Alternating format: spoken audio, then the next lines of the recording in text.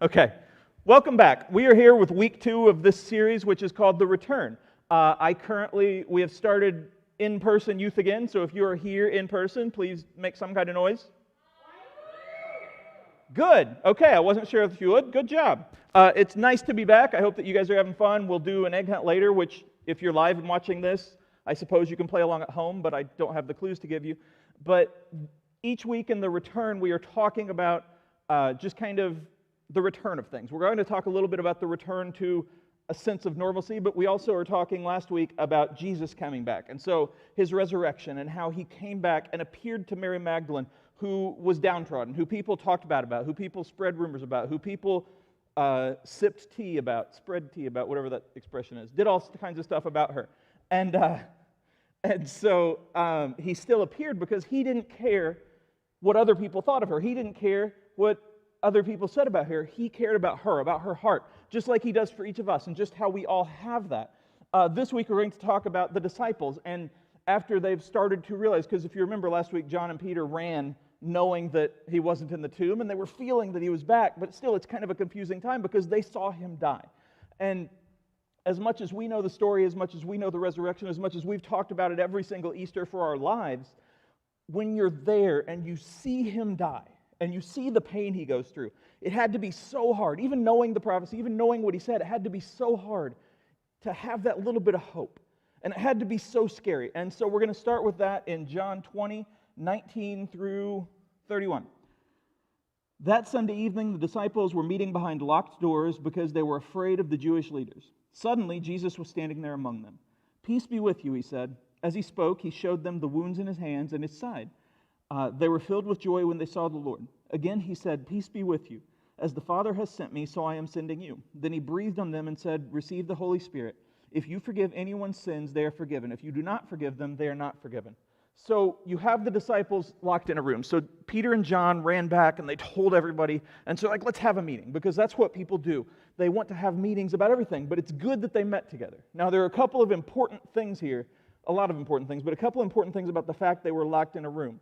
They were being cautious because the Jewish leaders did want them dead. They wanted this stopped. They thought that Jesus' death would stop it, but now they're just kind of taking extra motives, extra measures, and they want to take care of the disciples. So the disciples are being cautious, but they're not giving up. And that shows us that it's okay to be cautious. It's wise to be cautious. It's important to be cautious, but then also not give up, to do things that are good, to help people, but to do things in a wise way, a smart way, a way that doesn't put us in excess danger. That doesn't mean that we're always going to be safe, but it means that we don't just be like, okay, so I really want to witness to everybody, and the best way to do that is to hitchhike across the country and talk to everybody. And so Luke is like, yeah, I really have this idea that I'm going to hitchhike, and I'm only going to take shady cars because I really think they need to hear it the most. That's not being a witness necessarily. That's being kind of dumb. No offense. And so it's important, though, to be together, to not give up, to witness, to be a witness, like Tim talked about this morning, to do everything we can to be like Jesus, to show people who he is. And that's what the disciples are doing. They're meeting, and they're being cautious. They've locked the doors, but they're together, and they're talking about Jesus. And it probably went a little bit like Peter and John are like, yeah, his body wasn't there, and it was folded, so we're pretty sure he's back. And then maybe a couple of them, Thomas wasn't there, and we'll talk about him in a little bit. Maybe a couple of them were like, are you sure? And they're like, I think so. And it's not that they didn't have faith. They had strong faith, and they gave their lives to him, literally. But again, it's such a scary moment. And so if you've ever seen something good happen, or ever had something good happen, or ever had somebody say something good about you, it starts out with this amazing feeling. You're like, oh man, I got an A, everything's good, or I got accepted to this college, or I got this scholarship, or this person said that I'm awesome, or whatever. And everything feels really good. But then as you have distance from that, you start to kind of question yourself. You start to kind of doubt yourself. You start to kind of wonder. And it's not that you give up. It's not that you lose faith. But the more distance you have from it, the more you're like, am I sure that that's true? Am I sure that I have this path? Am I sure that I'm good enough? Am I sure? Because we start to question ourselves. And so the disciples in that room were probably a little bit like, are you sure? And again, not being doubtful, but like, are you sure? Is he really back? Can we afford to hope? Can we afford to hope? Because just a few days prior, they had hope when Peter grabbed the sword, and it was wrong. but he grabbed the sword. They thought, this is it. This is going to be the start of the kingdom of heaven on earth, and we're going to win, and we're going to take down Caesar, and we're going to take down Pilate, and we're going to take down the Jewish priests, and we're going to just make peace on earth. And he's like, that's not what we're doing. And so they're like, what do we do? And they ran away. And so they're in this room, and the doors are locked. No other way in. And they're like, how do we process this? Will Jesus come to us? Mary said he did to her, and I know that I saw his clothes, and what do we do? And then Jesus appears.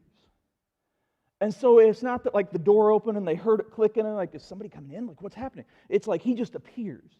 And so this shows us a bunch of things. It shows that Jesus always shows us himself when we most need to see him, because that's the moment that they really needed that hope. But it also shows us kind of what resurrection bodies are like.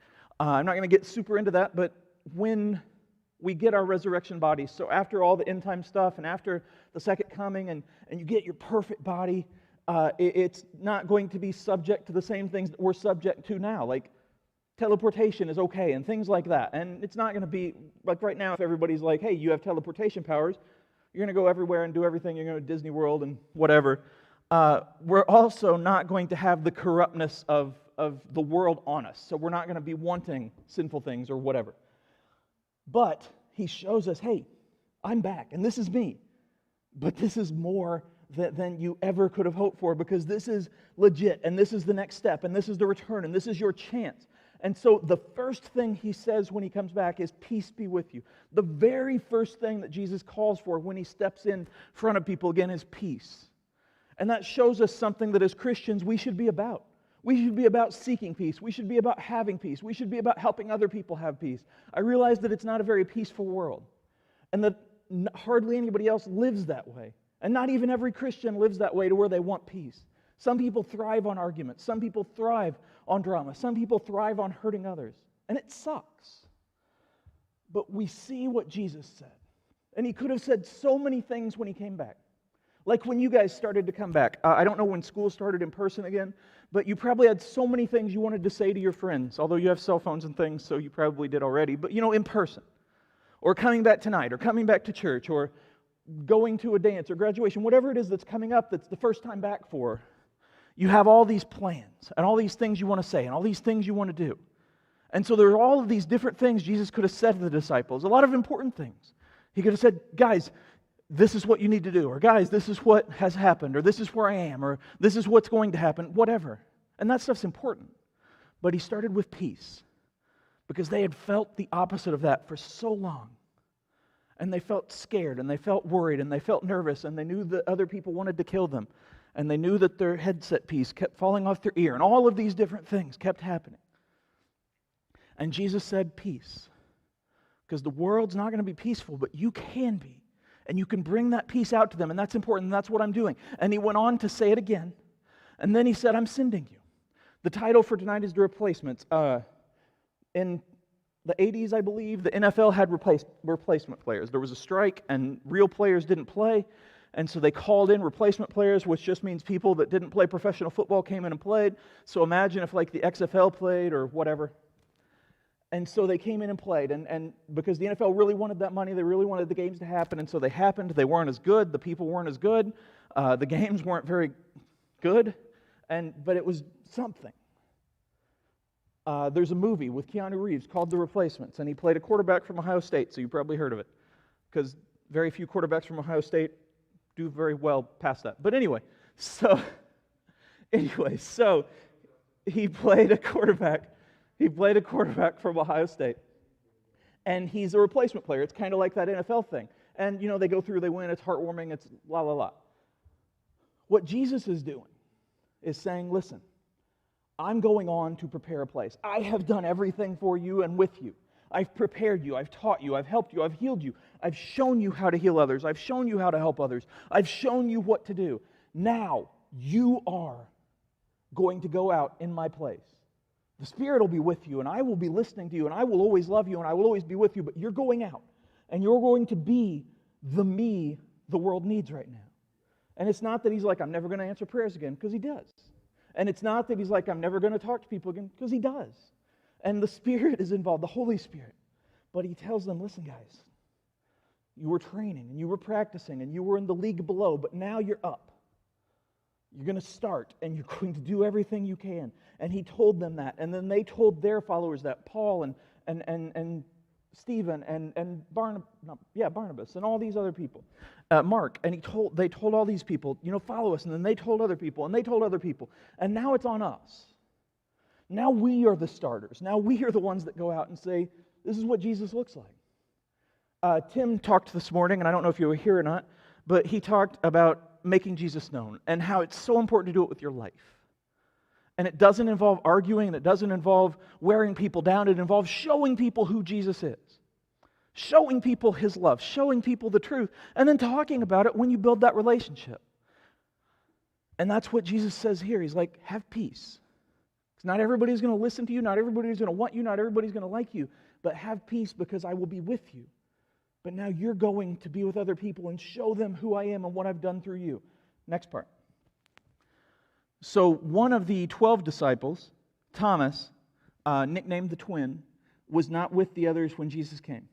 They told him, we have seen the Lord. But he replied, I won't believe it unless I see the nail wounds in his hands, put my fingers into them, and place my hand into the wound in his side. So Thomas is always referred to as Doubting Thomas. In a way, that's wrong because it's not that he doubted, it's kind of that he refused to believe until he had proof, which is semantics a little bit. The reason he's called the twin, and I'm going to talk a little bit about why he did this, which doesn't necessarily justify it, but it gives you some insight. He's called the twin because he looked a lot like Jesus. And so people would see him, and sometimes they'd be like, is that Jesus? Oh no, we're close, it's not Jesus. And so probably during the days that Jesus was dead, there were people that came up and were like, oh, I saw Jesus. Oh, no, it was Thomas. And then Jesus comes back, and Thomas is like, I want to wait and see, because people have been wrong in these 3 days, and I know what the prophecy is, but I really want to see Jesus. I really want to see him. I really want to know him, because I'm tired of people being wrong. I'm tired of people being mistaken. I'm tired of people being confused. I want to know him. I want it to be true. I want to have this hope, because he was so scared. And he was in shock somewhat. Because all of the disciples weren't just Jesus' followers. They were his closest friends. They were his family. And so if you've lost someone, or somebody in your family has lost someone, or as friends you've lost a fellow friend, which I hope not, but you probably have, each person grieves in different ways. And there are some people that go on with life. There are some people who will lose someone or something, and they go back to work the next day. I remember back when my great-grandma passed. So she had Alzheimer's, and that last Thursday that she was alive, she fell asleep and didn't wake back up again, but she was alive for those 3 days. In my office, I have the picture of Christian Watford hitting the three-pointer to beat number 1 Kentucky in 2011, the most important game in the history of time, and winning that game. That's because, I have it because good Kentucky lost and IU won, but also that was the very last game that my great-grandma was alive for. She died the next morning, just hours after that game. I found out that Sunday morning. So I stayed the night, Saturday night, and she was unconscious, but I stayed there. And I remember over the course of the night, like she'd cough or something, and I'd pop up and wonder. And then the next morning, like her daughter came, and I was like, I'm going to go to church. And at the time, I was a youth pastor in Seymour. I was like, I'm going to go to church. I want to be there. And so I went, and I got the call about 5 minutes after I got there, and I came back, and she passed. And so, we talked about her, I hugged her, I cried, I did all these things, and then I went back to church. There are other people who could not have done that or would not have done that. They would have gone to see someone else. They would have gone home. They would have gone to sleep. They would have handled it in different ways. There are different times in my life that I've handled grief differently than that, but at that time, I really needed to be at church. I really needed to be doing what I was supposed to do. And there are times that I think about how I would handle loss now or how I would handle something horrible now, and I don't know. We don't know until it happens. For many of the disciples, for Peter, he handled it not great either. He denied Jesus 3 times and then ran off and just was scared. Some of them ran away, some of them prayed, some of them probably continued talking. Thomas, again, he didn't handle it well either. He handled it by being like, not going to believe it till I see it. I know that you guys have never lied to me. I know that you guys are his followers. I know that Mary saw him. I know all of this, but I need to see it myself. And he's not saying you guys are liars. He's not saying you're evil. He's not saying you're trying to trick me. He had to do it. That's what he needed to move forward.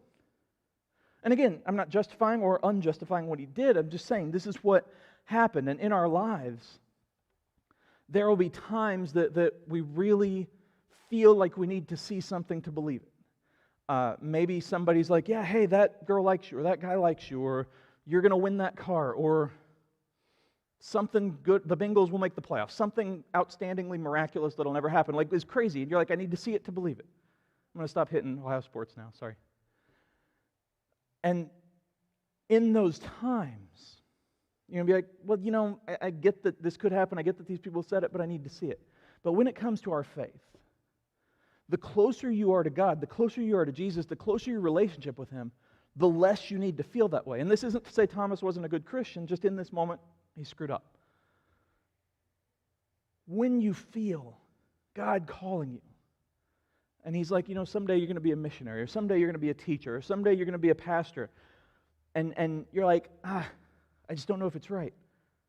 Don't be like, I'm going to wait. Be like, okay, what do I have to do if this is right? How can I follow God? How can I get closer to Him? Because the closer you are to Him, the more you will feel the right path, the more you will know where you are going, the more you will know how to treat people. The closer you are to Him, the stronger your relationship with Him is, the more you can handle.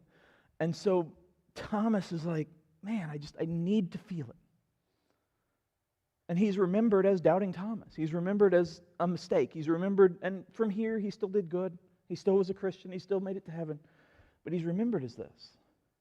So do your best to be better than this. Do your best to learn from him, to learn from who's gone before, to take that peace into the world, to take that peace to each person, and to witness, to love, to be like him, to be love. Next part. 8 days later, the disciples were together again, and this time Thomas was with them. The doors were locked, but suddenly, as before, Jesus was standing among them. Peace be with you, he said. Then he said to Thomas, put your finger here and look at my hands. Put your hand into the wound at my side. Don't be faithless any longer. Believe. My Lord and my God, Thomas exclaimed. Then Jesus told him, you believe because you have seen me. Blessed are those who believe without seeing me. So I don't necessarily hit Thomas hard for the first part, where he's like, I need to do this, because he's just talking. But then, again, he's in a locked room, and Jesus appears, which is a miracle. It's not something that can happen. If I lock these doors and black out the crow's nest, like Terry can't just appear in the middle of the gym. It can't happen. Jesus can, I know. Jesus can. And so Thomas, who had these doubts, who had these decisions, once Jesus appeared, and then not only appeared out of nowhere, he said, okay, Thomas, touch. Thomas hadn't told Jesus that. None of the other disciples had seen Jesus in the meantime. So Jesus just knew Thomas's heart. Now that is where I think Thomas made his mistake, not before, not in just questioning the disciples, but when Jesus appeared and gave him proof without even giving him proof, he's like, oh, you know my heart, you know my thoughts, you're him. He still went ahead and touched. Now Jesus says, blessed are those who believe without seeing. It does not say Thomas was not blessed. It says that it's better you're going to have a better life, you're going to have a better ministry, you're going to have a better witness, you're going to do better if you can learn to rely on Jesus without all of the proof, to rely on Jesus without touching his hands. But it's never over as long as you're alive. And so Thomas, after this, he didn't say, get out, Thomas. He's like, okay, learn from this, Thomas. And so Thomas did. Thomas did better. Thomas grew. No one in this room is perfect. Some of you have been going to church for a long time. Some of you have been Christians for a long time. Some of you are new. Some of you are still working on it. Whatever, I don't know. Only you know that. But none of us are better than the others, and none of us are worse than the others. Everybody has a different path. Everybody goes that way. But, again, the closer you are to God, the closer you are to Him, the closer that relationship is, the more you realize that path, the more you find that path, the more you feel right on that path. And if you've screwed up, if you've done the wrong thing, if you feel like you've backslid, or whatever terminology you want to put on it, you're alive. And as long as there is life, there is hope. So Jesus is never going to be like, you can't ask for forgiveness, sorry. He's never going to be like, hey, you know what, you've messed up too many times. Now, that does not mean go and screw up all the time and then hopefully before you die you can ask for forgiveness, because that's a dangerous game. What it means is that He will always forgive you when you honestly ask. and that there are always second chances, and there is always a chance to turn around, and there is always a chance to do better, and there is always a chance to grow your faith. But you have to choose that. Because while Jesus won't turn you away, He also won't make the decision for you. He will make it clear that you should make the decision. He will put people and things in your life that will help you see that, but He will never say, hey, do this right now. Because it's free will, because you have to choose it. But you always have that choice. And honestly, the earlier you make it, the better life is. Because I've talked about this a lot, you've probably heard this a lot. When your identity is built on anything, that thing will go away. So if your identity is built on being an athlete, at some point, you're not going to be an athlete anymore. Now, hopefully it's not through your injury, but at some point you're going to have to retire. Let's say that you go the farthest. Let's say that your name is Riley and you want to play soccer. And so let's say you go to college, you do very well, and I believe that's happening. I know it will. And then let's say you go pro. I have no idea if your goals are that, but let's just say you do. And let's say that then you get on the Women's World Cup team and the Olympic team. And you do amazing, and you're remembered as the greatest female soccer player, period, of all time. Well, you still have to retire someday. Because when you're 97, you're not going to be that great. Jordan was great, but he can't come into the league right now. He could be better than half of it, but he can't come to the league right now. At some point, whatever you build it on will end. If you want to be a great student, school's not going to last forever. If you want to be, the best husband ever, the best wife ever, the best boyfriend ever, the best girlfriend ever, the best son ever, the best daughter ever, whatever. Those things are good goals.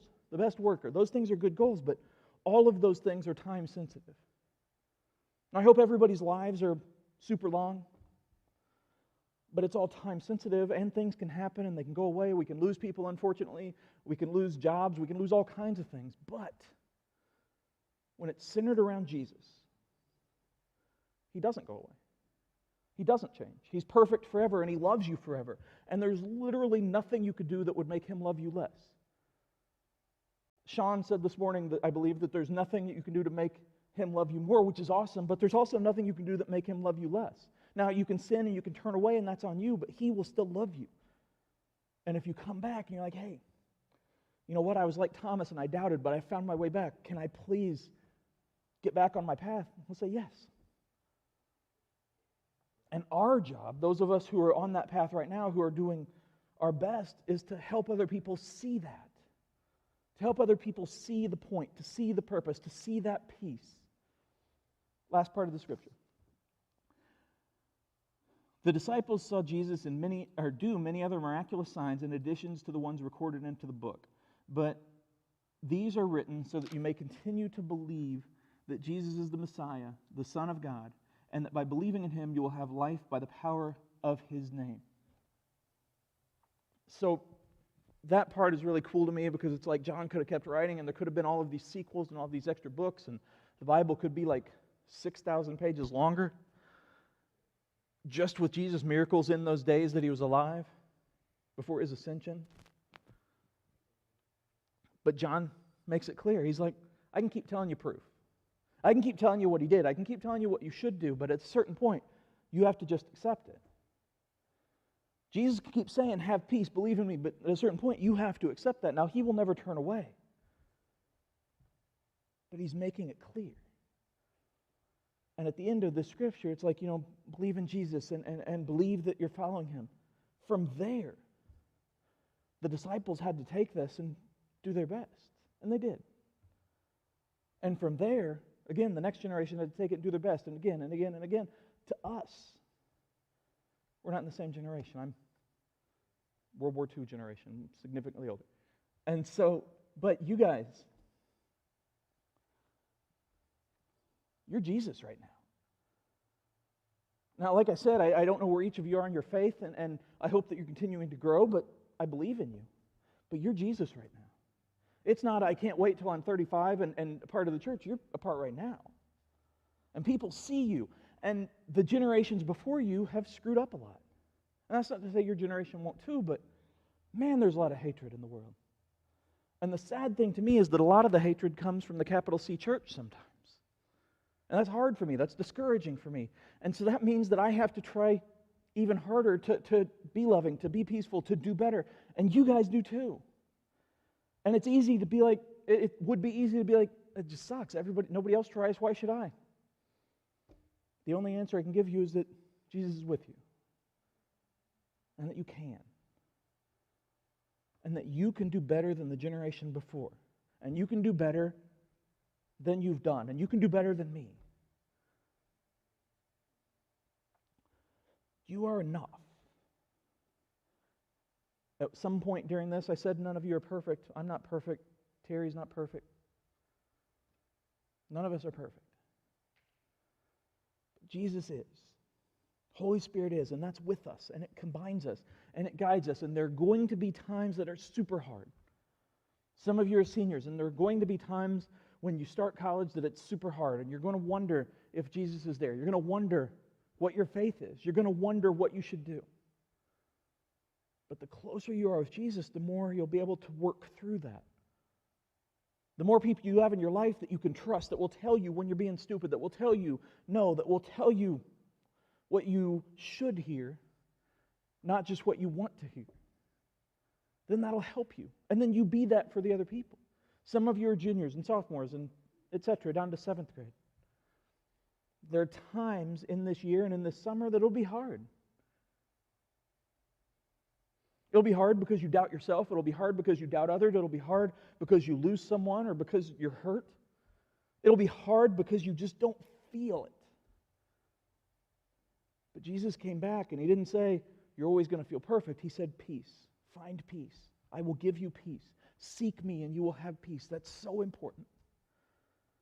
Because nothing else can give you that. And having peace does not mean that everything's going to feel perfect. It doesn't mean you're never going to be sad. It doesn't mean you're never going to get upset. It doesn't mean that you're always going to win. But it means that you will never lose Him. And you will always know you belong. And you will always know you have help. And you will always know that you can move forward. As long as there is life, there is hope. So be that hope. Be that peace for others. Show them. Show them who Jesus is. Just with how you speak, with how you live, with how you act, with who you are.